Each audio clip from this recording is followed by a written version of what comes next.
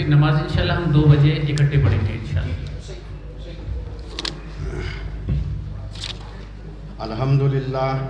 الحمدللہ وکفا والصلاة والسلام علی عبادہ الذین اصطفیٰ، اما بعد۔ معزز مہمانان گرامی، قاضی یوسف صاحب اور دوسرے علماء کرام اور محترم سامعین،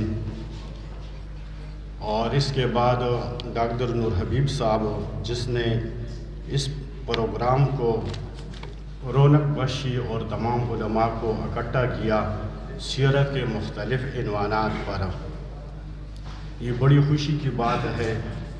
میں مختصر جو موضوع ہے انسانی حقوق کا تصور سیرت النبوی صلی اللہ علیہ وسلم کی روشنی میں اس کے چیدہ نکات ذکر کرتا ہوں۔ سب سے پہلے جو حق ہے اس کا میں تعریف کرتا ہوں۔ علامہ جرجانی نے اپنی کتاب التعریفات صفحہ 40 پر لکھا ہے: الحق فی اللغت هو الثابت الذی لا یسوغ انکارہ، وفی اصطلاح اہل المعانی هو الحکم المطابق للواقع، کہ حق لغت میں اس ثابت چیز کو کہتے ہیں جس سے انکار ممکن نہیں ہے، اور اصطلاح اہل معانی میں حق کہتے ہیں اس حکم کو جو واقعہ کے مطابق۔ قرآن کریم میں لفظ حق کے بہت سے معنی، تقریباً 27 معنوں میں لفظ حق استعمال ہوا۔ ان میں 3 4 5 معنی میں مختصر ذکر کرتا ہوں۔ ایک حق کا معنی ہے امر الواجب، جس طرح سورۃ بقرہ آیات نمبر 236 میں فرمایا: متاعً بالمعروف حقاً للمتقین۔ تو یہاں پر حق سے مراد واجب چیز ہے جو نان نفقہ کے حوالے سے اس پر لازم ہے۔ دوسرا صدق کا معنی ہے جو سورۃ بقرہ آیات نمبر 119 میں ذکر ہوا ہے کہ اِنَّا أَرْسَلْنَاكَ بِالْحَقِّ بَشِيرًا وَنَذِيرًا۔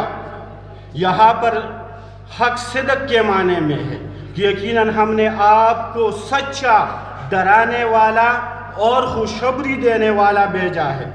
اسی طرح سورۃ اعراف آیات نمبر 79 میں عدل کے معنی میں حق آیا ہے، جس طرح فرمایا: ربنا افتح بیننا وبین قومنا بالحق۔ یہاں پر حق کے معنی میں ہے کہ اے اللہ تو ہمارے اور قوم کے درمیان انصاف کا فیصلہ کر لے۔ اسی طرح بمعنی حصہ آیا ہے سورۃ زاریات آیات نمبر 19 میں، اور اسی طرح بمعنی حاجت آیا ہے سورۃ ہود آیات نمبر 79 میں: قالوا لقد علمت ما لنا فی بناتک حق۔ یہاں پر حاجت کے معنی میں ہے۔ اسی طرح وفی اموالہم حق للسائل والمحروم، یہاں پر حق جو ہے حصے کے معنی میں ہے۔ بہرحال تفصیل کا وقت نہیں، اسلام میں اور خصوصاً سیرت نبوی صلی اللہ علیہ وسلم میں جو بنیادی حقوق کا تصور ہے اس کا اجمالی فہرست میں آپ لوگوں کے سامنے پیش کرتا ہوں۔ اسلام میں سب سے پہلے جان کا حق ہے، مال کا حق ہے، عزت اور ابرو کا حق ہے، آزادی کا حق ہے، آزادی رائے کا حق ہے، آزادی مذہب کا حق ہے، آزادی نقل و حرکت کا حق ہے، تعلیم کا حق ہے، تشدد سے تحفظ کا حق ہے، سوشل سیکورٹی کا حق ہے۔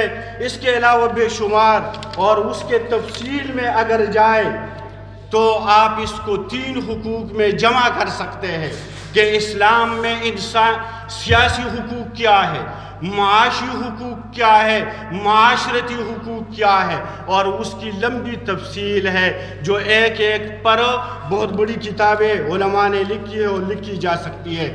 یہ کیوں؟ اس لیے کہ انسان دنیا میں سب سے اعلیٰ ہے مخلوقات میں۔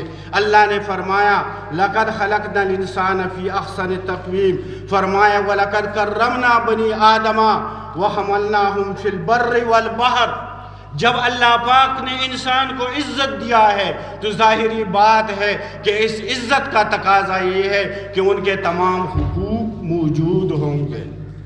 پھر یہ حقوق کا ایک لمبا فہرست ہے، لیکن دنیا میں ایک پروپیگنڈا کیا جاتا ہے، اور وہ پروپیگنڈا کیا ہے کہ مشرقی معاشرے میں انسانی حقوق نہیں ہے اور مغرب اس کا چیمپئن بنا ہوا ہے۔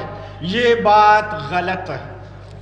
جتنا حقوق اسلام میں ہے اور مشرقی معاشرے اور روایات میں ہے، اتنا مغربی روایات میں، مغربی ممالک میں نہیں ہے۔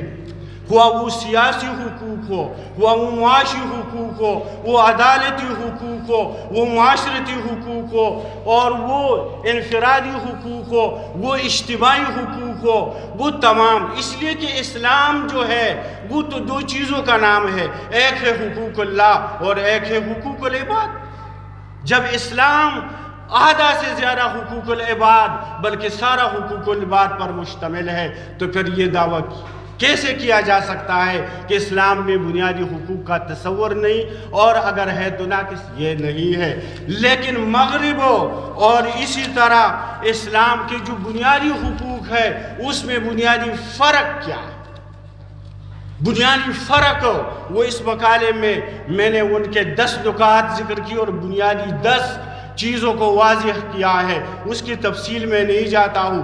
مختصر یہ ہے کہ اسلام ایک اللہ کو مانتا ہے اور تمام مخلوق کو اس کا ایک کنبہ تصور کرتا ہے، ایک خاندان تصور کرتا ہے، اور ظاہری بات ہے کہ ایک خاندان میں، ایک کنبے میں وہ حقوق ہوں گے جس سے اعلیٰ کوئی حقوق ہو نہیں سکتے۔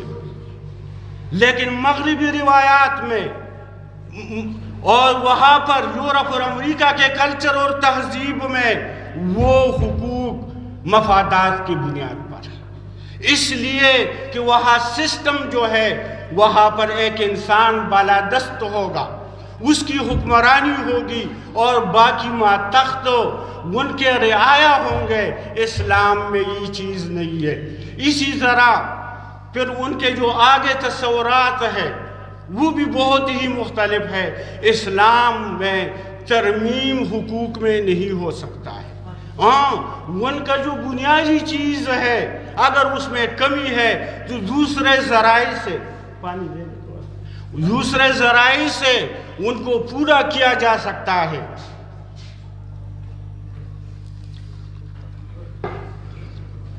لیکن مغربی وہاں تو اکثریت ہے، جمہوریت ہے۔ اگر 100 میں سے 51 آدمی اس پر متفق ہوئے کہ یہ حق ناحق ہے، وہاں پر قرارداد پارلیمنٹ میں پاس ہو جائے گی اور تالیوں کے گونج میں وہ قانون بن جائے گا۔ اور 1967 میں برطانیہ کے پارلیمنٹ میں یہی ہوا تھا کہ آیا جنس پرستی مرد کے ساتھ شادی کر سکتا ہے یا نہیں، اس پر بہت بڑا بحث مباحثہ ہوا، آخر میں ووٹنگ ہو گئی اور وہاں پر اکثریت نے یہ رائے دے دی کہ وہ شادی کر سکتا ہے اور وہ برطانیہ کا قانون بن گیا۔ اسلام میں حقوق تو ہر اعتبار سے ہے۔ مغرب نے پروپیگنڈا کیا کہ نسواں کی حقوق، عورتیں کی حقوق نہیں، حالانکہ یہ تاریخ اگر پڑھے بہت لمبا ہے کہ 16 بلکہ 18ویں صدی تک یورپ نے یہ تسلیم نہیں کیا تھا کہ آیا عورت انسان ہے یا نہیں۔ فرانس میں 3 دن کانفرنس ہوئی اس بات پہ کہ آیا عورت صرف پراپرٹی ہے یا حیوان ہے۔ بعد میں اس نتیجے پر پہنچے کہ عورت حیوان ہے، یہ کوئی انسان نہیں، اس کی کوئی حقوق نہیں۔